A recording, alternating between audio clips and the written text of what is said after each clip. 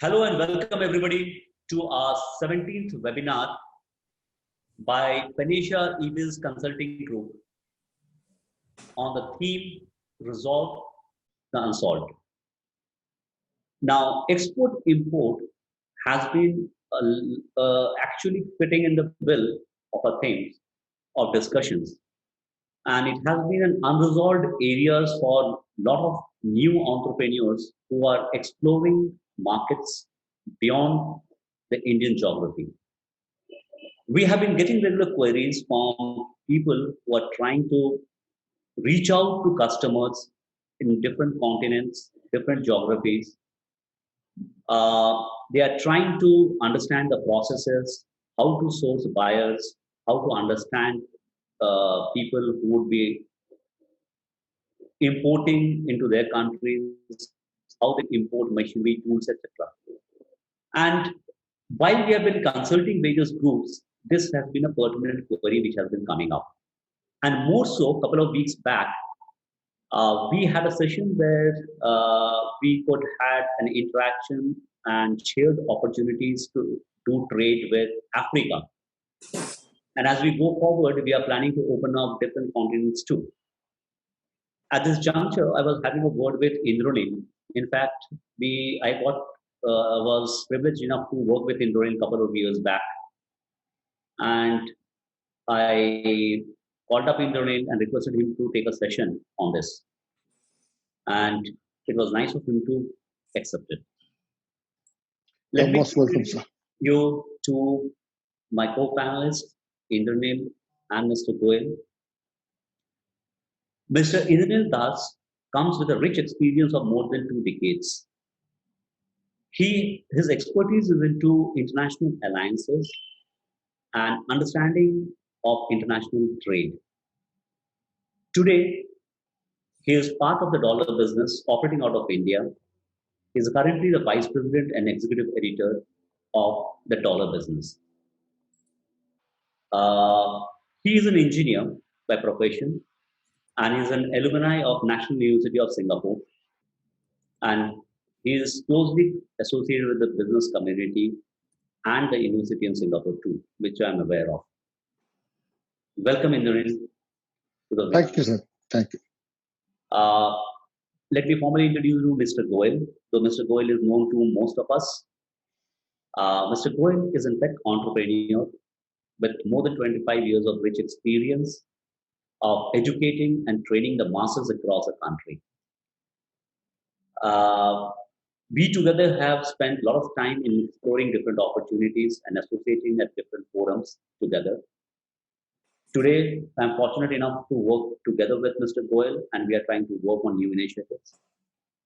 Mr. Goel today is driving 3 innovative tech initiatives simultaneously into the recruitment process, into the education and training process globally, and the initiative of Panacea eBiz Consulting.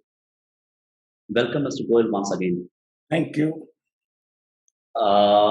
Today, as our topic is very, very clear and specific, expanding your footprints globally. Obviously, we will have Indranil talk exhaustively how to go about it. I would request Mr. Goel to say a few words at the beginning. As an entrepreneur, how does he see this trade as an opportunity for entrepreneurs at his level? Mr. Goel, please. Thank you, Sandeep. And hello, entrepreneurs. I welcome you all in our 17th webinar on behalf of Panacea eBiz Consulting Group's forum, Resolve the Unsolved.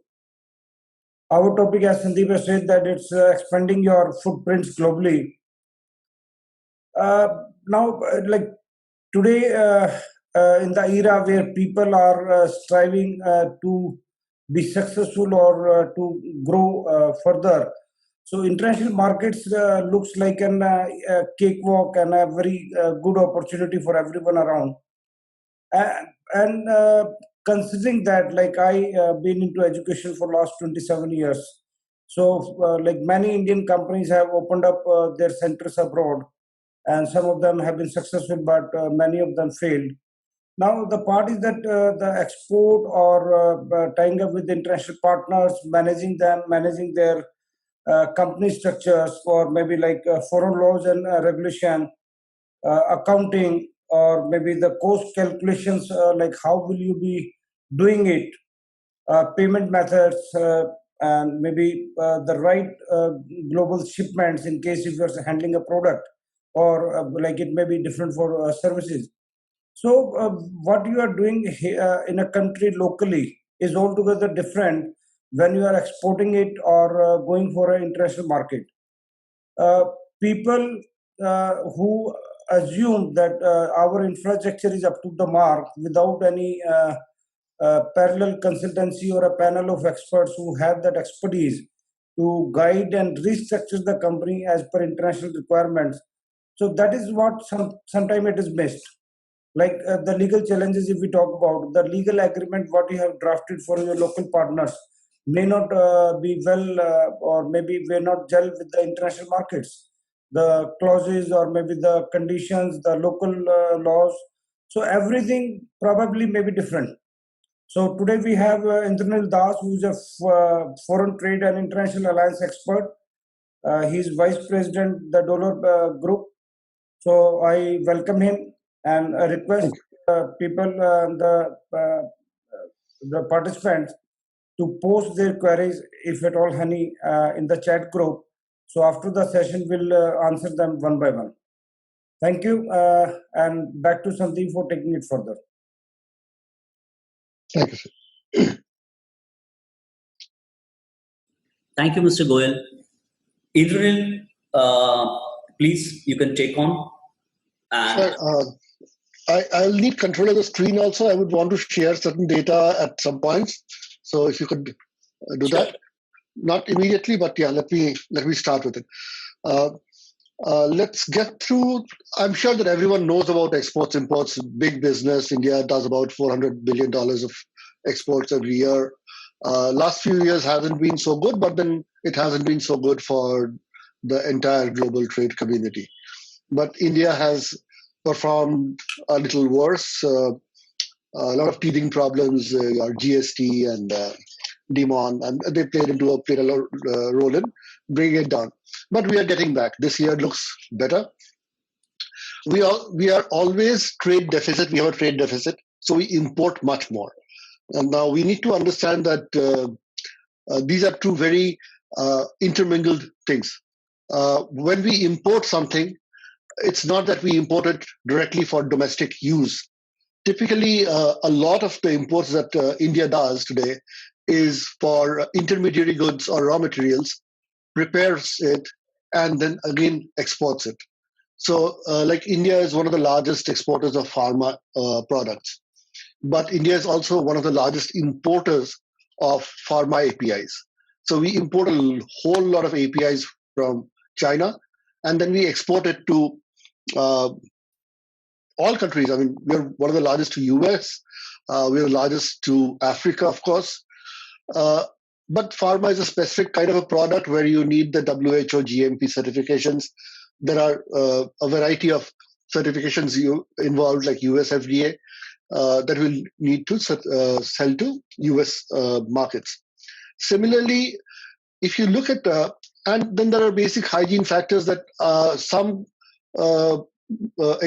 manufacturers and traders still aren't aware of.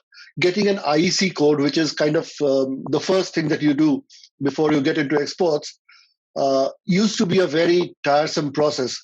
Even when we started this, like 6-7 years back, it was a manual process. People used to come to us and say that, "Mujhe ek IEC code banwa do," and people used to pay money for just getting done.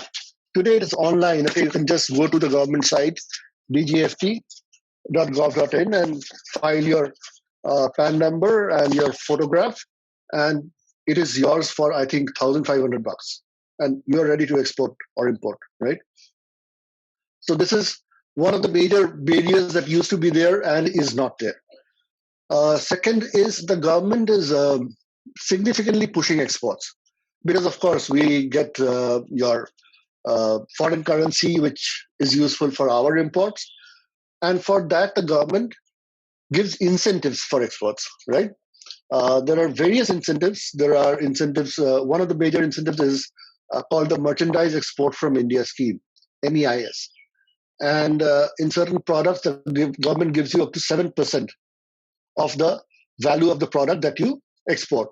Say you are exporting tea worth rupees 100, and your cost is 99 rupees. It is still worth exporting because the government is paying you another 7 rupees, right?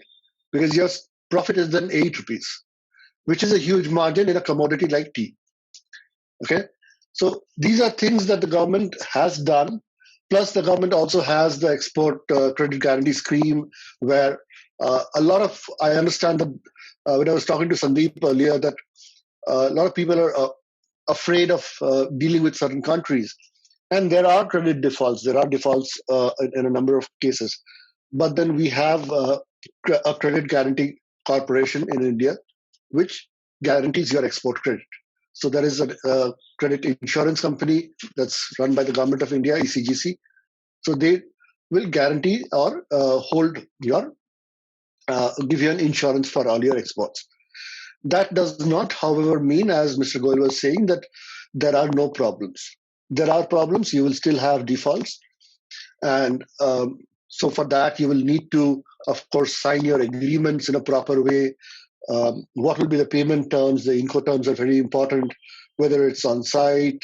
So there are a variety of terms that people exported. Say we are exporting for a long time, in which case we do open account exporting, which means that I place an order with someone for, say, Walmart is a large buyer from India, right? And Shahi Exports is a company you may know. I'll take a familiar name, Sonam Kapoor.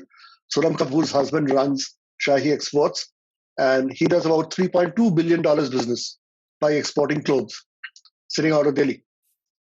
Okay, and Walmart is a big buyer. Walmart is a big buyer. Old Navy is a big buyer. Ralph Lauren is a big buyer. Now they do open accounts buying, meaning they place an order for, say, 500,000 shirts for of this quality, that quality, and they'll say that every month you will supply, say, 50,000 or 100,000. And as you supply, your payments will keep coming. So that's the kind of contract that they open up. So that's a contract that's done between, that's called factoring. That's done between banks. So Shahi Exports Bank will deal with Walmart's bank, and as and when the shipments are received, they will see the papers, release the payments.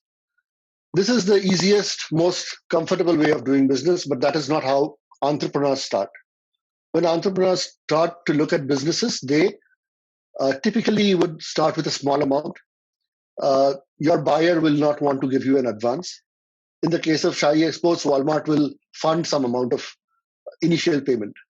For you, if you'll be very happy if you get a 20% or 30% advance. So it's very important for you to sign up a document, maybe an LC, which is valid in India. Now, I have a client in Bangladesh. I have a client in Delhi who has exported to Bangladesh about 200 crores worth of rugs. Okay, and he had an LC. An LC essentially means that you have the money, right? The bank has guaranteed that money. What happened is that the bank in Bangladesh failed. The bank itself failed. So this company, my client, did not get any money. So the deal is that when you are dealing with, say, less developed countries, African countries, Middle Eastern countries, if there is a smaller bank which is giving the LC, you need to get a prime LC, which is something that a prime bank gives, something that a bank like a Standard Chartered or a Citibank or HSBC or one of the major players, Goldman Sachs or Merrill, someone of a stature gives. So essentially what happens is now Standard Chartered is guaranteeing for that bank. So if this bank fails, Standard Chartered will end up paying. So these are important things to note because we have a lot of defaults in exports, specifically in African countries. It's also very important for us to know that whether the client that I'm talking to is actually a buyer. What is his credential? How do I find it? right? So there are a variety of ways to find it. We have a trade analytics platform where we can show you what he has bought, how much he buys. So say I am a buyer who has put in a requirement of 100 kilos or 100 tons of rice. And you see that I have never bought rice, so I'm not a very credible buyer. However, even if I put a buy order for say 2 tons of rice, and you see that okay, Indranil buys rice every month worth 2, 3, 5 tons, then I'm a credible buyer, and I buy from multiple people, right? So that makes me more credible. So it's very important for us as exporters to look at who is a credible buyer. There are multiple websites like Alibaba and Exporters India where you will find these people who put in RFQs for their buying. But then how do you find that whether they're genuine buyers or not, credible buyers or not? So for that, it's important that you do your due diligence and figure out whether that buyer has been buying. The same applies to suppliers. Say today you want to buy something from China. And we know while China sells a lot of very high quality product, they also sell a lot of very low quality products that get stuck here because of quality issues. And then you have no recourse because their laws are such that you will not be able to get your money back. So to see what kind of product this company is selling, it is important for you to know that who do they sell to. If they are selling to, say, a Bajaj Electrical, like one of my clients, Bajaj Electrical, they buy from 5 different Chinese companies, their OTGs that they sell in India. They brand it and sell it in India. But they buy it from only those 5 because they know. Now, if you want to buy, you would want to look at those 5, right? If you know that Bajaj's quality is okay, they're not too bad, may not be the best, but if you want to compete in that market or a slightly lower market, then you are looking at buyers like that. You don't want an unnamed buyer to be your source of buying products. So these are important basic hygiene factors that we keep in mind while we talk about exports or imports. The other thing is, for an entrepreneur, very important. The first thing is, do I have a product? Do I have a product? And if I have a product, where is the market for that product? And even if I don't have a product, what is the product that I can sell, right? So for that, what we need to do is, earlier it used to be mostly based on what the government would say. They put out data on a regular basis saying that India has exported so much of rice, so much of this. But that is not granular data. That is like broad scale data. Today, there are websites. WTO has one called itctrademap.org. And if you go there, you will be able to see a broad scope of what does India really export and who buys them. So say you have rice as a product. Do you know which are the countries which buy rice? Very important. Then rice as a product is a very broad spectrum, right? Rice has your basmati rice, pundi rice, son musuri rice, 1,000 different varieties. So you should know which kind of rice sells where. So say basmati rice sells very well in US, whereas pundi rice sells very well in the Middle East. Because Middle East has a population which is South Indian, right? A lot of South Indian people are there in Middle East, and they prefer the pundi rice. So that is a different. Every product has its own HS code, right? So we'll detail it by HS codes, and we'll find out where the market is for your particular product. Similarly, I can also think about, say, an entrepreneur thinking that I live here, my brother lives in Singapore or in Australia. We can start a business. So what can I sell in Australia? Then there are these free websites where you can go and really do your research and figure out what to sell in Australia. What are the people buying in Australia from India? What does India sell to Australia most? And from those products, then you can narrow down your what you are comfortable with. Say you run an auto parts company and you see that a lot of brake liners are going from India to Australia. Then that might be a product, right? If you sell rice, then you might want to look at other markets. Or Australia also has a large market for basmati rice. So these are the kind of things that we can do. What we can also do today is there are a variety of sites. They are paid. One of them is, of course, our site, where you can actually analyze your buyers and suppliers' buying or selling pattern. Where you can see, say, I want to see who does Walmart buy from, right?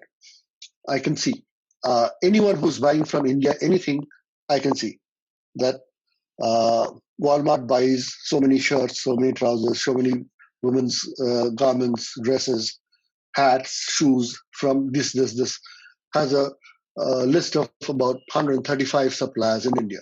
How much do they buy from? When do they buy? When do they buy is also very important because then you can plan your marketing and production accordingly, right?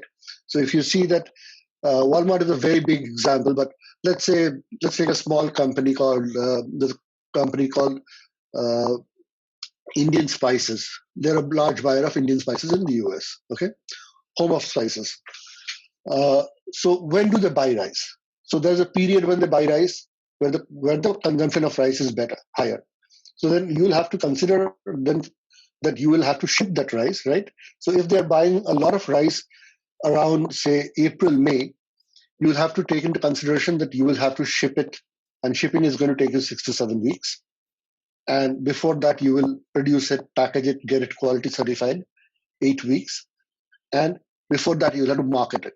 So if you have identified a buyer, you need to start getting in touch with him probably early in the year, January itself. Let's see, I have this, because the way it works when you're starting off is that a buyer will ask for a sample. Like if you are a buyer, you will, of course, if you want to buy a huge quantity of anything, you would want a sample. And then that sample will go through various iterations, right? If it's a shirt and Walmart says, okay, this is not the button I want wooden buttons, or I want the Levi's to be removed and something else to be put there, right? So it'll undergo various iterations and that will take time. So these are the kind of things that you have to keep in mind when you're approaching a buyer and planning your exports. So this is in general what I have to say about exports. What I can also do is I can share my screen and I can show you what kind of products are going to each of the markets, so that if there are people who are interested, say in tea or rice or any product, is there anyone out here who is interested in buying or selling any particular product? There was a requirement which came to us, Indranil, for a demand from a market like Africa for liquor. Mm-hmm. Okay. A demand for pulses to be procured in India. So pulses, there is pulses is a very different category of thing. Okay, there are various issues that happen, especially with food crops in India. Like I'm sure you're all aware of, there was an export ban on onions, right? We had a shortage of onions, so there was an export ban. Similarly, because at times there are bans on import of pulses, export of pulses, because we have a surplus production or a scarcity of production, whatever is it, we might have a ban. So we have to take that into consideration. Then the other things that we have to take into consideration when you're buying pulses or say vegetable oil, there are multiple countries with which we have signed foreign trade agreements. India today has about 37 foreign trade agreements. Okay, so say if I don't have a foreign trade agreement with China today, unless we sign the RCEP, which does not look very likely in the short term. But we have multiple FTAs with the SAARC nations, with the SAFTA nations, with the ASEAN nations. So say I want to import palm oil. So Indonesia and Malaysia are the sources, because my import duty when I'm buying from Malaysia will be much less than if I say buy it from China. Even if China's cost is lower, it will make more sense for me to buy from Indonesia, because the import duty from China is probably 33%, whereas from Malaysia it will be about 7 or 8%. The import duties are also divided into 3 different parts. The government knows how to make their money. So there is a basic customs duty over and above which they charge a social welfare surcharge, that is SWS, 10% of the basic custom duties. And then you have to pay your GST. Okay, so 12%, 18% GST, which you can get refunded. But then I think all entrepreneurs here who are in business know how easy or tough it has been for us to get GST refunds. It's been much smoother in the recent times, but for exporters, it is still not that easy. I see. For us, we file it every month and then we are getting refunds. Okay, but for exporters, because the time period of filing is longer, and then there is a customs barrier inbuilt, right? So customs has to certify, then I'll file my GST, and then they will refund.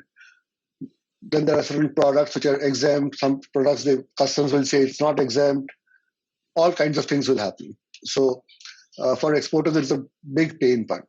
Anyway, for pulses or for liquor or for tea or for rice, it's quite easy actually to show. I'll just share my screen and I'll show you a website that you can all explore. It's for free.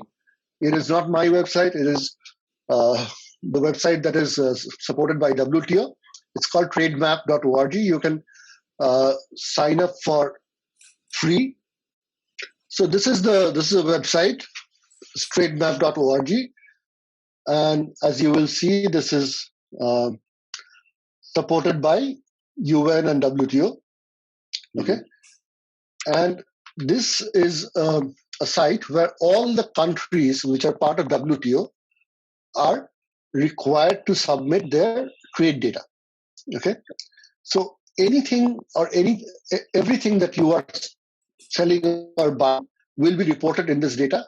Of course, it's a government supported site, so there is a lag in the data. So it's not like you will get November's data here. You'll probably get May's data or June's data for India's purposes. For other countries, maybe US will file up to September. Maybe Ghana has filed up to 2019 only. Okay. But the data will be available. Say I'm looking at a simple product called rice, right? Rice has an HS code. Everyone knows HS codes, I guess, right? Harmonized system of codes. Or any product that we export or import, there is a code. So there are chapters. So chapter 01 is live animals, chapter 0. So 02 is meat. 10 is cereals. So under 10 comes your rice, wheat, barley, rye, what have you. So, and 1006 is rice. Okay? Okay. As you can see, 1006 rice, right? Right. And I want to see exports from India.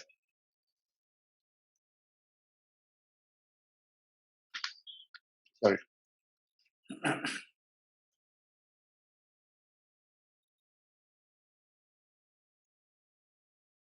So this is a free site. You just need to register and you'll be able to, even if you don't plan to export right now, it's a very interesting site to just generally look around and explore opportunities.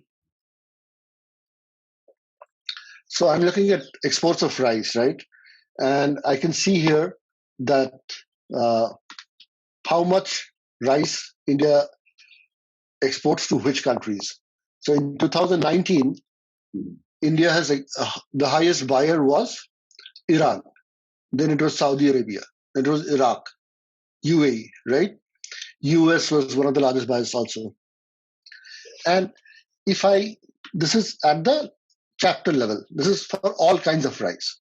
I can then break it down to 10620. This is brown rice, okay? Or 30. This is where your basmati rice will come. So let's look at basmati rice. Oh, sorry, basmati rice. So these are the countries, therefore, who are buying a lot of basmati rice. And as you can see, the amount is very significant. It is $6.6 billion, right? Of only basmati rice that we have exported. If you want to see what all India exports, that is also possible to see. If you say want to see what are the products that are going to India. Now I'm looking at by country, I want to look by product. So US is our largest trade partner in terms of exports. They buy it. So these are the products that India sells most. Mineral fuels, of course, mineral fuels, but this is a product into which very few entrepreneurs will be able to get into. This is the arena where the Ambanis and Adanis play. Yeah. Okay. There are some lubricants. I mean, the smallest guy here will be a large lubricant player, that kind of a thing. So Shell, BP, Reliance, Adani, they're all these players. But if you look at this is natural or cultured pearl, right? This is essentially jewelry. If I click on jewelry, it will show me articles of jewelry. So India is a large, very, very large exporter, one of the largest exporters of jewelry. And it is not only that we export jewelry for gold and silver. We also export a lot of imitation jewelry, silver plated. There are other things that we need to keep in the sight when we are exporting jewelry. Like countries have their own expectations. Like say US, if you are selling sterling silver to US will have a particular quality requirement that it has to be 0.925% silver. It cannot have cadmium. They have something called an Article 96, which says that this product can be could be there in only this percent. So you will have to get those certifications done, but those certifications are not very expensive. Delhi actually is a huge center for exports of jewelry. So is Kolkata. If you look at the amount of jewelry that's been exported out of India, Cochin, Mumbai, Delhi, and Calcutta, these are the big centers. So, right. So this way you can go further down. Say this is diamond jewelry, and then what of diamond jewelry is going. As you can see, this is $20 billion of the diamond jewelries have been sold from India, right? Right.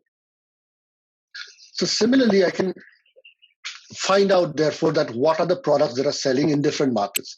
If I go by product, I can see by product. If I go by country, I can see by in which country are these being sold. So this particular diamonds mostly are going to Hong Kong, then US, Belgium. Of course, Belgium, because Belgium is where it's being cleaned up and set and sold from, right? We make the intermediate product. We don't make the final product, except unless you are Nirav Modi, and of course, we are not Nirav Modi. Right. So what you're saying, Indranil, is this is one of the sites from where a first-time buyer or seller can analyze from which market imports are happening of what products, to which market what products are going out. Absolutely. Right. So I'll show you something else, which is our website. We do analytics of this. We have this, and we have some more analytics. We have records of shipments. So say I want to look at this is called trade analysis, okay? And I want to see who is buying. I mean, from Trade Map, I know which countries are buying. I now want to know who are the people who are buying. So, Sandeep, you are wanting to look at liquor, right? Yes. So, alcohol, I think it's chapter 27. So, all this you will find here. Which ethyl alcohol? Yeah. Okay. 2207 2000.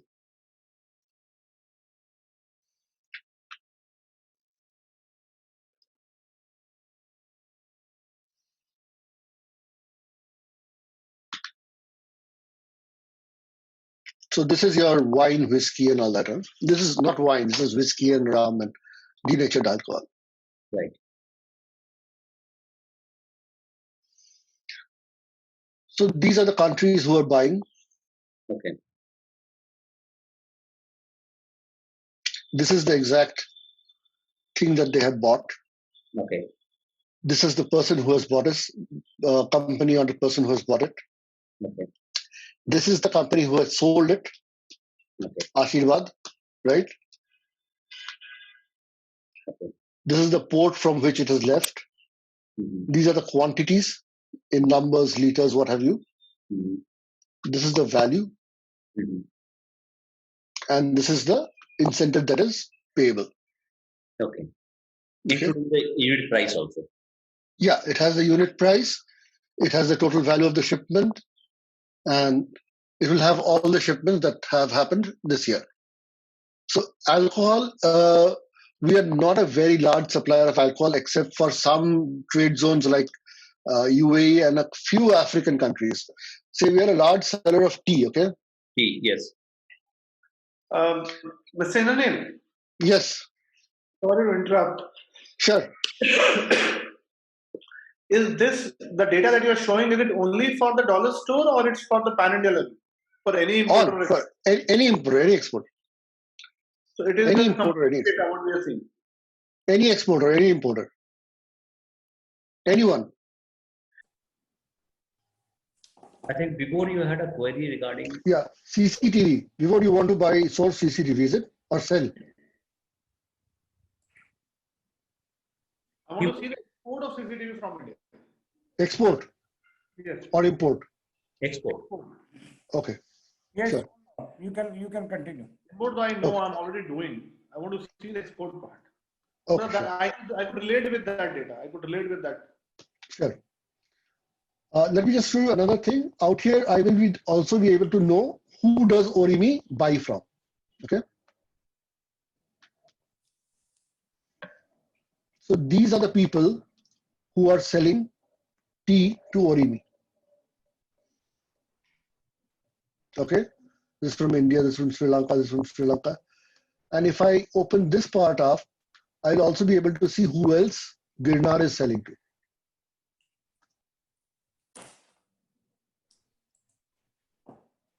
So this kind of gives me a very good idea of my competition and my and the market. Right. Right. So if I go to Nexus, it will show me who does Girnar Food and Beverages sell to. Okay. So they sell to Russia, they sell to Ukraine, and there will be a bunch of other people this. So they have some 113 buyers abroad. These are their buyers. Okay. Let me go to Vibhor's question then. Yeah. CCTV, right? Would you have any idea what is the HS code for CCTV? Just a sec.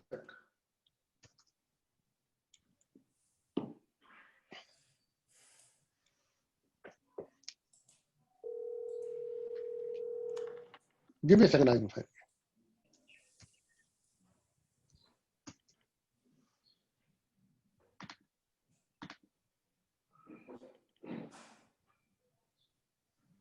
$8525. Ravinder, can I ask a small question before I leave? Please, Ms. Abha, you can. Sure. Please. Actually, Indranilji, you are actually going very, very, elaborate, and it's very interesting to see all the presentation. But I need to leave because there is an obituary meeting on virtual. Absolutely, not a problem at all. Yeah, but I just wanted to inform it to you that my husband Anil Kumar Chaudhary is the DGFT Mumbai. Oh yes, okay.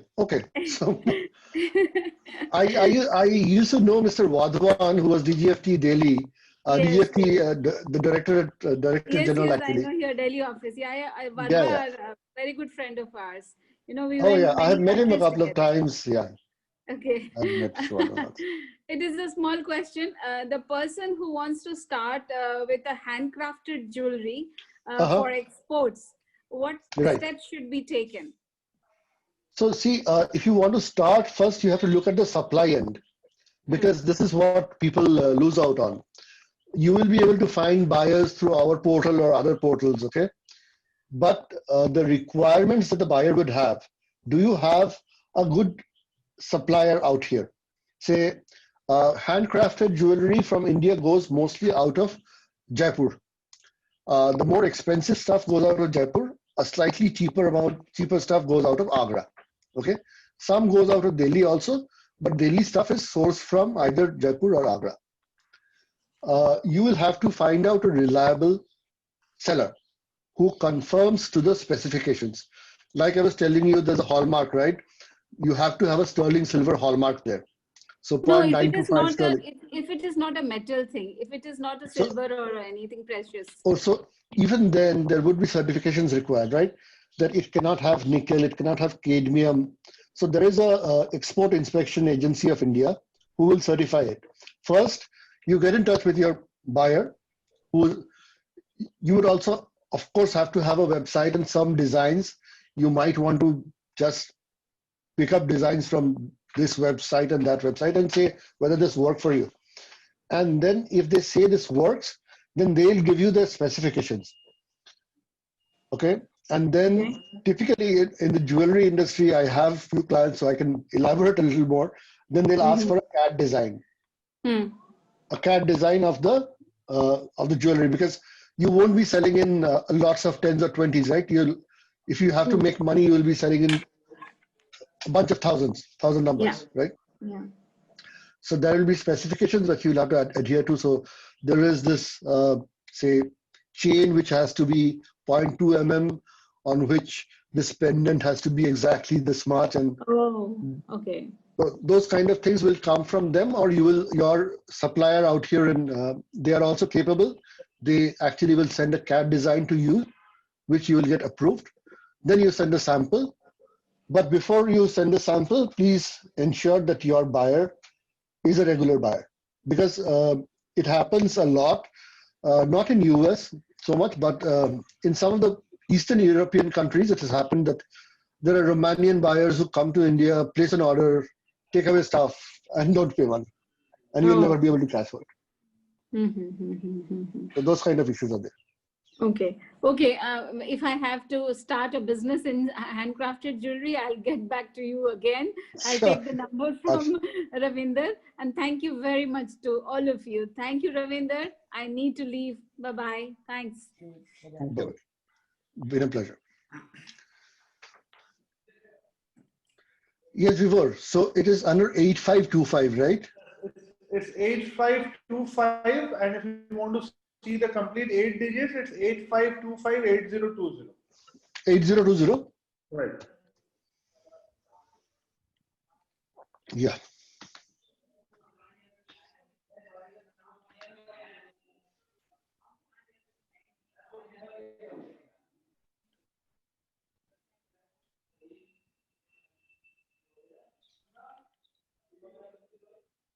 India doesn't do very much, huh?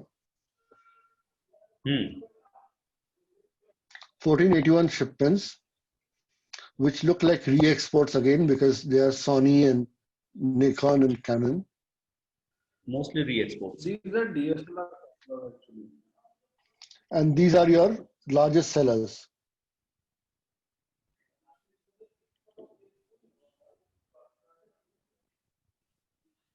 So here, I believe in the same HSN code, they are bringing the digital cameras and the surveillance cameras. Yeah, so I can put in CCTV here and see if it will throw up something.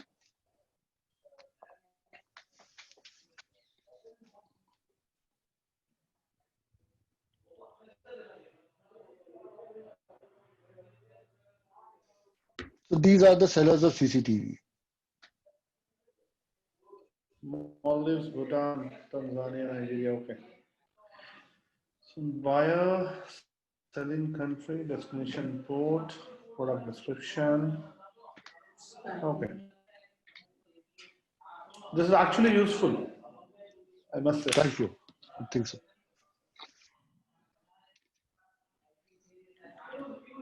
So this is the And then kind you of, have origin, yeah, seller, origin you port, have unit price. sold. So the unit, the quantity is like one. It's like one camera, 7 camera, 2 camera. This is the quantity that has been sold. That is what it seems like. No, but yes, the amount is also very less. Yeah. I mean, Amount. I don't suppose there are too many manufacturers in India, right? No. In fact, the products, those are being sold, most of them are already Chinese products. Yeah, so they are being imported and re-exported. They have right? been imported and been re-exported. Mostly re-export. All of them are nearly re-export. So this guy, Jeet Engineers, apparently sells some amount, $30,000 worth. You can see who's the largest seller. See, the largest seller is this company called Prama Hike Vision. That's fine. Because they have a manufacturing unit in India, no? There's a Chinese company, so they must be selling to Sri Lanka, Bhutan, and nearby countries from India. So you can then see what else they sell and who do they sell to, etc. Right. Indralil, there is a request from my side. Yeah. If you can show me some data, which I think Mr. Goyal would be also interested to know. Sure. Fruits, avocado coming into India. Okay. If I'm a new importer, okay. New importer, avocado is what you want to buy, right? Yes.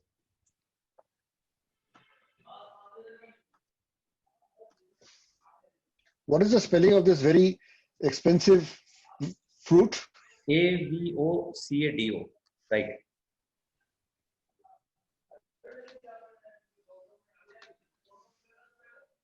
It's a rage, right? People are having avocado toast and whatnot.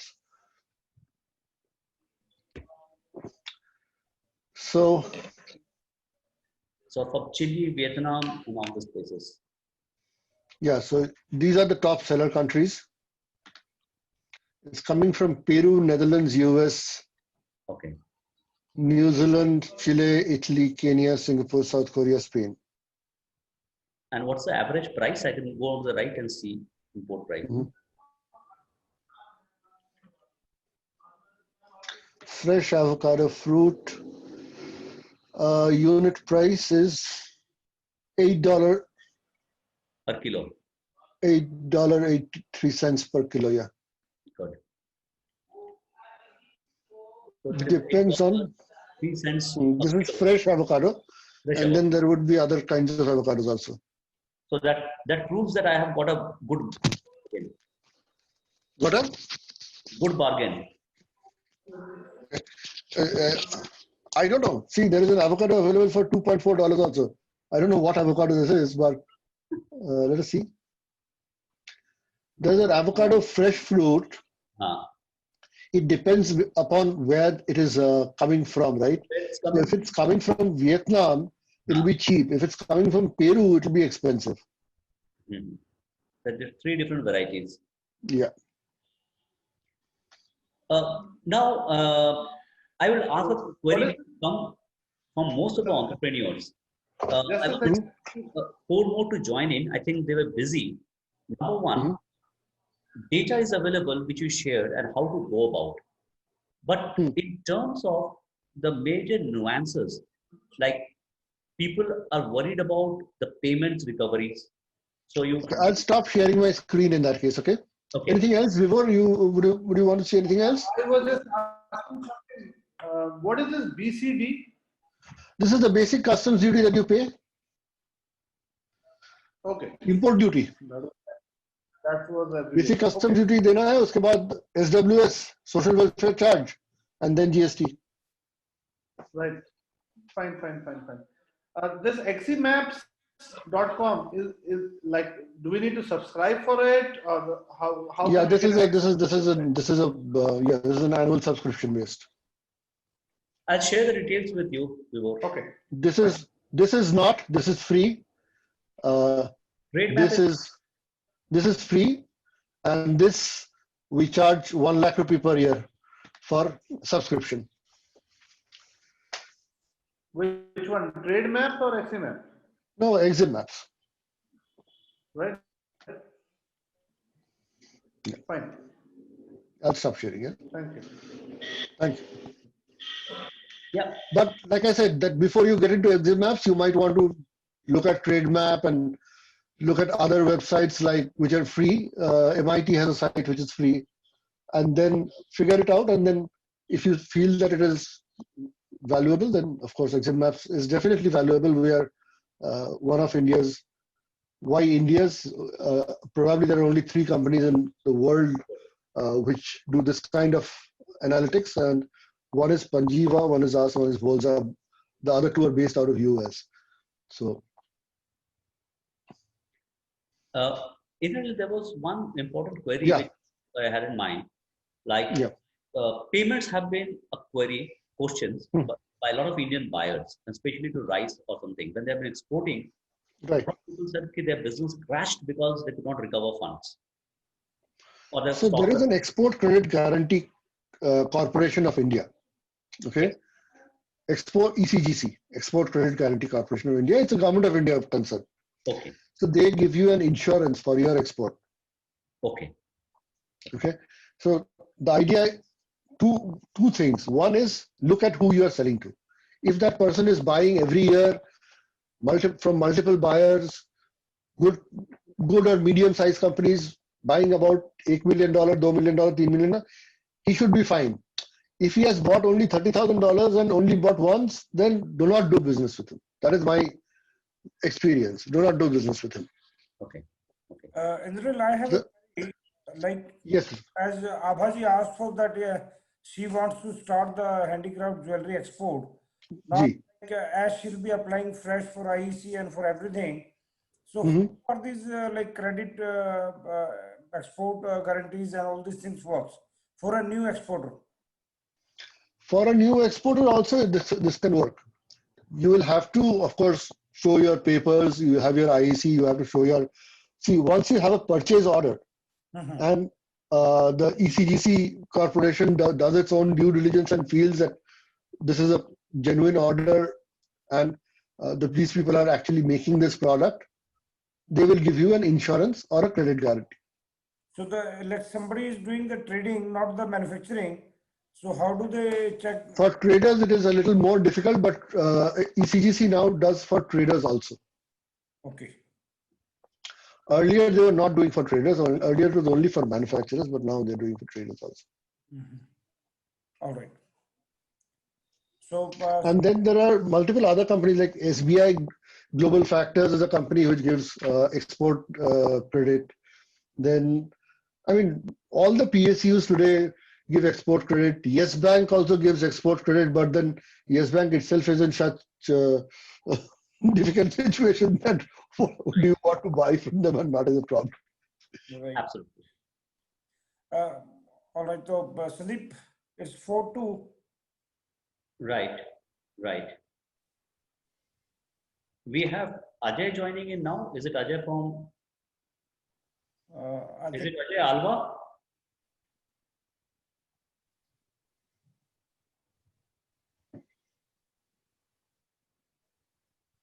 Give him a second. If there are any questions, I'm most happy to answer. Sure. I think there are no more queries which are there right now. Mr. Goyal, anything which you would like to emphasize on? Because I think this was a very, very interesting discussion and very, very specific process oriented. And our associates or the new entrepreneurs who were discussing and were talking about it, I think they should engage in a detailed discussion. It will be quite valuable for them. Yeah, I mean, for a person like going to look at export as a prime business, the basic understanding definitely is missing, because if somebody is initiating, so he's fresh. So Yes. kind of knowledge what Indranil has shared with us, very valuable information, and probably it will help our like subscribers to gain a lot from this session. Very true. Very true. Thank you. Thank you. So since there are no more queries, we will, should we hold on for a minute? Because I can see 2-3 links coming up, if there are any queries. No, there are no more queries which are there right now. Okay, Indranil, thank you very much. In fact, what you shared was quite enriching and enlightening, because we have been facing queries and information. And going forward, I do see a good opportunity where we can take a lot of inputs and guidance from not you and your organization in terms of taking this initiative forward as people venture into international markets and importing also. Thank you once again, Indranil, for your time. Thank you. Been a pleasure. Been a pleasure. Thank you, Mr. Goel. Thank you, Sandeep, and participants. Thanks, everybody. Thank you, everyone. Since we Thanks, Vivor, Vivek, Animesh. Thank you. Thank you. Thank you, everyone. Thanks, everybody. Thanks.